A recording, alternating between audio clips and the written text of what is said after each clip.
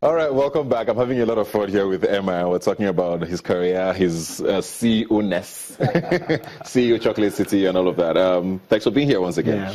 Before the break, I did ask a question about rap, and it looks like almost there's a dearth of talent coming through. Most people are coming in and doing the pop thing or the Afro pop thing. Do you agree with me? No, absolutely not. There's so many rappers out there that are. Paul, Boogie, Mojid, Eva, Prize, Loose, so many guys that are coming up. I think that there has been a downturn in the amount of A-list artists that Nigeria turns out every year. Okay. And so by percentage, the amount of A-list rappers has reduced. But it cuts across every genre, right?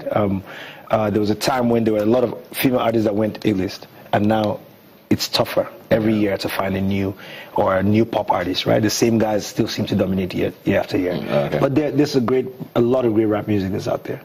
Are you happy with your career where it is now? I mean, you've been in the industry for 10, 11 years, roughly, and it's been a very interesting journey. I remember when you came out, this guy, Kanye West, all of that. Are you happy where you are right now? I think the fact that I'm happy as a person is... And trying to find balance as a human being first.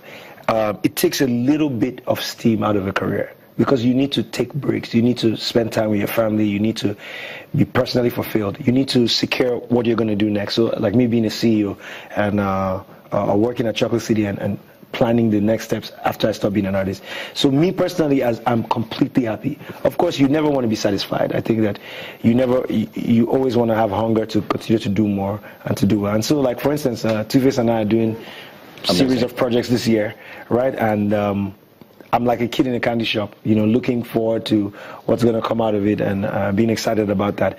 And Jesse Ice Prince and I have spoken about doing an album together. I have like 2-3 albums that I'm working on right now.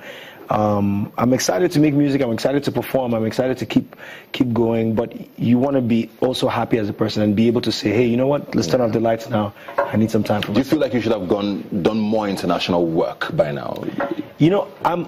I'm very weird about the international thing. I'm not interested at all. I'm interested in building in Africa. I'm interested in building in Nigeria. And what I think in that way, the biggest thing that we can do internationally is to set up our business and our industry right here. America is very funny. And I had the opportunity, when I first came out, I was one of the guys that was seen as, oh, you should go international, you should do this. I just lost interest with that, and I said I want to come back home and work on what's happening back home. It doesn't seem glamorous now, but that's really our way to the top. For you to be successful in America, you need to be American. Their culture is so closed and complete, and nobody's going to listen to you talk about Lasgidi or J-Town in America. Right? They want you to talk about 57th Street in New York. And you can rap about what you know. So. Yeah, and I don't want to do that. I want to find value in being Nigerian. I want to find value in my language, in my neighborhoods, in my people. And I think that a lot of my fans always say, oh, why don't you do more collabos? Why don't you do that? Look, I'm doing the collabos here. I'm putting on rap artists here. I'm doing illegal music. That. I'm completely happy with that. Let's talk about some drama now. You did have an issue, I think, not so long ago with Not Just Okay and the Headies and, Yeah. It was just music. Do you do those things for publicity? Sometimes you do. There's a narrative that's ongoing. So I'm never the guy to come out and start the narrative. So there's a narrative that's ongoing. I feel like Not Just Okay would make this hip-hop list and in the moment and say, oh, the hottest rapper now and put, me at like number 7 or some years, like I'm not on the list, and I felt put some respect on your name. Put some respect on it. But also, so you were hurt by it? No, not hurt. I mean, I would chat with them and tell them about the song before I put it out. Yeah. It's just a narrative. It's like somebody is having a conversation. It doesn't really affect me so much, but I want my 2 cents to be said on it too.